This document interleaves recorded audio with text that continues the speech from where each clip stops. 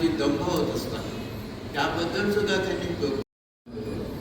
कालच मी एका कवीच्या पुस्तकाच्या प्रकाशनासाठी गेलो होतो. कदाचित ते नाव आपल्याला माहीत असेल, अरुण शेळके. ते ऋतुरंग नावाचा दिवाळी एक सुद्धा काढ. त्यांनी शेतकऱ्यांना श्रद्धांजली नावाची एक कविता लिहिली. महाराष्ट्रामध्ये शेतकरी आत्महत्या करतात, आपल्याला नवीन गोष्ट नाही, पण दुःख नाही, त्रास देणारी गोष्ट आहे. अशा प्रकारचं कटू सत्य आहे ते. त्या शेतकऱ्यांच्या श्रद्धांजली संबंधाने लिहिलेली कविता आहे. त्यात आपला समाज, आपलं राजकारण, आपल्या एकूण समजुती, आपली जी काही विचार करण्याची पद्धती आहे, या सगळ्यांचे वाकडे त्यांनी काढले. आणि ग्रामीण आणि शहरी यातलं अंतर आणि त्या खेड्यापाड्यातून मुंबईसारख्या शहरामध्ये मोठ्या आशेने येणारी मुलं, त्या सगळ्यांच्याबद्दल त्यांनी त्या कवितेत. तर हे ग्रामीण नाही, ग्रामीण जगण्याच्या संदर्भामध्ये जे आकलन झालेलं असतं ते आहे कवी लोक मांडतात. मध्यंतरी फार सुंदर कादंबरी मी वाचली तर आपण एक वाक्य कृष्णात होत, हे कोल्हापूरचे महत्त्वाचे साहित्यिक कादंबरीकार आहेत. त्याची रिंगाण नावाची कादंबरी आहे. या कादंबरीत त्यांनी असं दाखवलं आहे की विस्थापन होत असतं पहा. कशासाठी? तर धरण बांधायचं आहे, राखीव जंगल करायचं आहे, अशी काही ना काही निमित्त असतात. आणि त्या वस्तीमधून मी नोंद पाहिली त्या गावाची.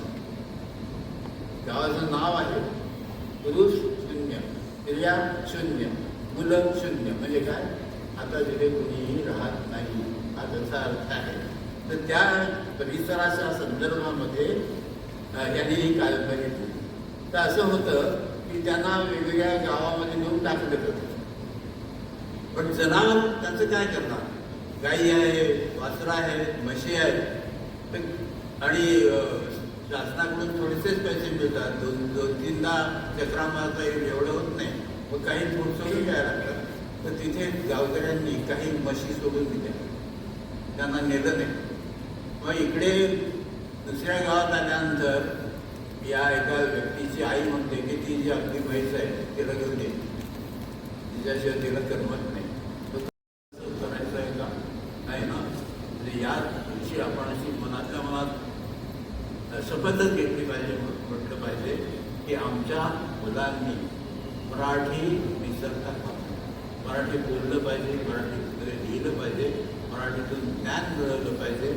हे आपण करण्यासाठी आपण काय करतो आहोत, म्हणजे आमच्याकडून काय करत आहेत, हाही मोठा प्रश्न पडत आहे.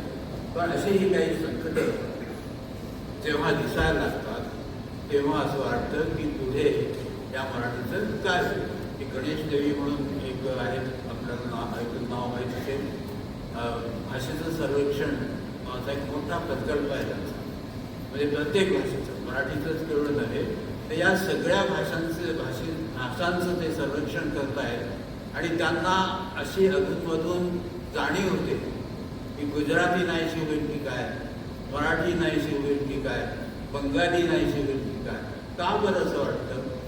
कारण तरुण पिढी, लहान मुलं बंगाली शिकण्याच्या शाळेत जात नाही, गुजराती शिकण्याच्या शाळेत जात नाही, मराठी शिकण्याच्या शाळेत जात नाही. मग हे पुढे जेव्हा तरुण होतील तर कोणत्या भाषेत बोलतील? इंग्रजी भाषेतच बोलतील, कारण तीच त्यांची भाषा शिक्षणाची शाळेतली आहे. हे संकट आहे असं ते दाखवत असतं. आणि ते काही अंशी खरंच होतं. जोपर्यंत आपण आपल्या भाषेपासून जवळ आहोत तोपर्यंत आपण सुरक्षित आहोत. आणि दूर जात गेलो की कदाचित असुरक्षित होत जाऊ. याचा अर्थ इंग्रजी शिकूच नाही का? नाही, जरूर शिकायला पाहिजे. इंग्रजी भाषा माहीत करून घेणं हे आपल्या कल्याणाचंच आहे. कारण एवढं समृद्ध भांडार कुठेच नाही. जगामध्ये ही एक अशी भाषा आहे की तुम्हाला मराठी साहित्य वाचायचं आहे ना, इंग्रजीत वाचा असं म्हणण्याची वेळ येते कधी कधी. कारण काय? म्हणजे आपल्या देशी भाषांबद्दलच मी तुम्हाला सांगतो की तेलुगू भाषेतली पुस्तकं मराठीत आली आहे का, कन्नडमधली आली आहे का, असा विचार करायला लागल्यानंतर आपल्या लक्षात आले की हे तमिळमधली पुस्तकं काही 2-4च आहेत, बाकी कुठे आहेत? इंग्लिशमध्ये आहे. म्हणजे आपल्या देशातल्या भाषांमधलं साहित्य वाचायला आपल्याला कोणत्या भाषेची मदत घ्यावी लागते, तर इंग्रजीची मदत घ्यावी लागते. हे काही चांगलं नाही. तात्पर्य असं आहे की आमची भाषा समृद्ध करणं हे जितकं जरुरीचं आहे तितकं दुसरी भाषा आत्मसात करणंही जरुरीचं आहे. कारण आजचं जग जे आहे ते इंग्रजी भाषेची मागणी करत असतं आणि प्रगतीसाठी ती आवश्यक आहे. हे सत्य आहे, हे लपवता आहे. जगभर तुम्हाला एक भाषा आणि जगामधले अन्य देश सुद्धा इंग्रजी कामापुरती का होईना शिकत असतात. हे अगदी भ्रम आपल्या मनातून काढून जपानी लोक फक्त जपानीच बोलतात, इंग्रजीचा डागही लागू देत नाही, असं काही नाही. जगातल्या सगळ्या बेल्जियममध्ये जिथे डच आणि फ्रेंच आहे तिथले लोक सुद्धा एक विशिष्ट शाळा आहे, म्हणजे शाळा नाही म्हणता येणार पण एक कंपनी आहे म्हणून इंग्रजी भाषा शिकवण्याचं काम करते. तर याचा अर्थ असा आहे की जगामध्ये कामासाठी, विज्ञानासाठी, ज्ञानासाठी, संपर्कासाठी एक भाषा आवश्यक आहे, ते इंग्लिश आहे. पण याचा अर्थ मराठीपासून दूर जायला पाहिजे असं नाही. तुमची मुलगी मुलगा तरी शाळेत शिकू द्या, हरकत नाही. मराठी वाचायला, मराठीकडले कथाकार जी एस कुलकर्णी, गंगाधर गाडगे,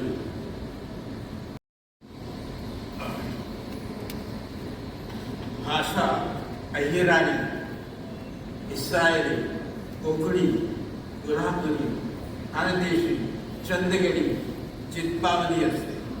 भाषा झाडीबोली, डांगी, तंजावरी, तावडी, देहवाली, नागपुरी, नंद भाषा असते.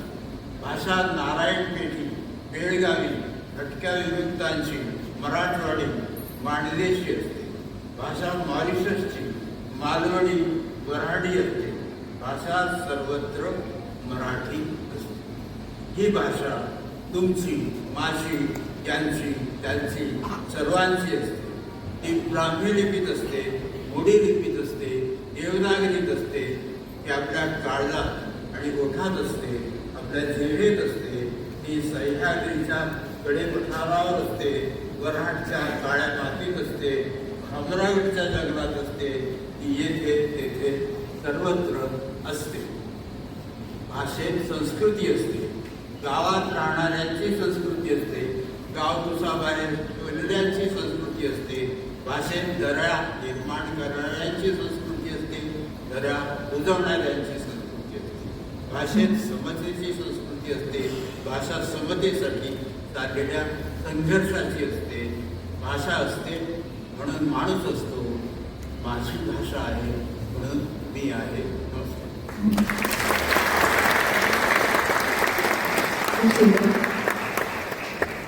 नमस्कार सर, तुम्ही मार्गदर्शनामध्ये आम्ही बराच वेळ लावून निघालो होतो आणि असं वाटलं की आम्हाला सगळ्यांना, मला तर कल्पना सर तुम्हाला तर नक्कीच वाटलं असेल तुमची मॅडम की आम्ही शाळेत बसलो आणि आमचे शिक्षक आमच्यासमोर उभे आहेत आणि आम्ही मराठीचा तास आम्ही ऐकतोय आणि आम्ही तुमच्या असं तुमचं इतकं सुंदर मार्गदर्शन. आणि आमचे एक ज्येष्ठ साहित्यिक असे आमचे लेखक श्री वसंत आबाजी डहाके, सर्व गटनेते, समितीच्या अध्यक्षा कृष्णाताई विश्वासराव, शिक्षण समितीच्या अध्यक्षा राजेश्रीताई शिरवाडकर, सर्व उपस्थित बंधू आणि भगिनींनो, आणि त्याचबरोबर आमच्या श्रीमती प्रभा गडोळकर ताई यांचे विशेष अभिनंदन करेल. त्यांनी या कार्यक्रमाला उपस्थिती दिली. आज 27 फेब्रुवारी साहित्यिक कुसुमाग्रज उर्फ वि वा शिरवाडकर यांचा जन्मदिवस बृहन्मुंबई महानगरतर्फे कुसुमाग्रज यांच्या जन्मदिवसाचे औचित्य साधून सन 2010 पासून मराठी भाषा गौरव दिन साजरा केला जातोय. आणि या कार्यक्रमाला प्रमुख वक्ते म्हणून सुप्रसिद्ध लेखक श्री वसंत आबाजी डहाके सर हे महानगरपालिकेच्या निमंत्रणाला मान देऊन इथे आले त्याबद्दल मी तुमचे मनपूर्वक धन्यवाद करते. मला तर यावेळी असंच कविवर्य सुरेश भटांच्या ओळी आठवतात. लाभले आमास भाग्य बोलतो मराठी, जाहलो खरेच धन्य ऐकतो मराठी, धर्म पंथ जात एक जाणतो मराठी एवढ्या जगात माय मानतो मराठी. कविवर्य सुरेश भटांच्या या ओळी नेहमीच प्रेरणादायी आहे. आपण सर्व मराठी जाणतोय, मराठीवर मराठी भाषेवर प्रेम करतोय. जगातील सर्वाधिक बोलल्या जाणाऱ्या भाषांपैकी आपली मराठी भाषा. प्रत्येक मराठी माणसाने दैनंदिन व्यवहारात संभाषणात मराठीच भाषेचा वापर केला पाहिजे. मराठी भाषेचा आग्रह म्हणजे मराठी भाषेत आपण स्वतः सगळ्यांनी संवर्धन केलं पाहिजे, हे लक्षात ठेवलं पाहिजे. आणि एकच बाब जर आपण नियमितपणे आचरणात आणली तर मराठी भाषेच्या संवर्धनासाठी आपणास विशेष कार्यक्रम घ्यावे लागणार याची प्रत्येकाने काळजी पण घेतली पाहिजे. मराठीचा झेंडा 7 समुद्रापार फडकला पाहिजे. त्यामध्ये आणखी वृद्धी होण्यासाठी आपण सर्वांनी या ठिकाणी झटले पाहिजे. कार्यक्रमाचे प्रमुख वक्ते श्री वसंत आबाजी डहाके सर यांनी आपल्या ओघवत्या शैलीत मराठी भाषा आणि साहित्य या विषयावर अतिशय मार्मिक आणि आपले चांगले विचार व्यक्त केले. आपल्या मनोगणातून त्याने आपल्याला मराठी साहित्य विश्वाची सफर घडवून आणली आहे. मराठी भाषेत संत साहित्य, काव्य, गीत, ललित साहित्य, कथा, कादंबऱ्या, चरित्र, आत्मचरित्र, नाटक, संशोधन, इतिहास अशा नानाविध प्रकारचे लिखाण त्यांनी केलं आहे. आणि हे लिखाण मराठी वाचकांच्या जीवनाशी एकरूप झालं पाहिजे हे श्री डहाके सरांनी अतिशय सोप्या भाषेत आपल्या सर्वांना या ठिकाणी सांगितले. महानगरपालिकेतील माझे सर्व सहकारी, नगरसेवक, नगरसेविका तसेच महापालिकेचे सर्व अधिकारी, कर्मचारी, कामगार आणि सर्व मुंबईकर यांनी मराठी भाषा गौरव दिन पंधरवडा माय मराठीचे आपले प्रेम व्यक्त करणारे कार्यक्रम आपापल्या विभागात आयोजित केले पाहिजे असं मला या माझ्या मनोगतातून तुम्हाला सर्वांना सांगायचं आहे. मी या सगळ्यांना त्याबद्दल आव्हान करीत आहे. आणि मराठी भाषा गौरव दिन व पंधरवडा आपल्या सर्वांना मी या कार्यक्रमाच्या माध्यमातून शुभेच्छा देते. आणि त्याबरोबर समस्त मुंबईकरांना सुद्धा माझ्या मनपूर्वक शुभेच्छा देते. आपण सर्वांनी या ठिकाणी उपस्थिती लावून सरांचं इतकं चांगलं मार्गदर्शन आपण सर्वांनी ऐकलं आहे त्याबद्दल तुमच्या सर्वांचंही मी खूप स्वागत करते या ठिकाणी. आणि कार्यक्रमाला असंच तुमचं मार्गदर्शन आम्हाला वारंवार मिळालं पाहिजे. खरं तर मला या ठिकाणी असं का कुणाच वाटत होतं की आमचे आयुक्त गगरावी सरांचं इथे भाषण झालं पाहिजे. कारण की त्यांचं संपूर्ण नाही ते झालं तुमचं स्टँडिंगचं, त्यांचं पूर्ण शिक्षण जे ते मराठीत झालेलं आहे. ते तुम्हाला माहिती आहे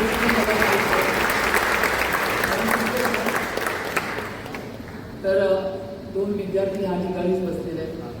आणि हाच मुंबईकरांनी सगळ्यांनी हा बोध घेतला पाहिजे की आमचे आयुक्त आणि आमच्या AIC मॅडम मराठीतून शिकून त्या ठिकाणी IAS ऑफिसर तुमच्या मार्गदर्शनाखाली या ठिकाणी हे सगळे झालेले आहेत. तर हा एक संदेश पूर्ण मुंबईकरांपर्यंत पण पोहोचला पाहिजे.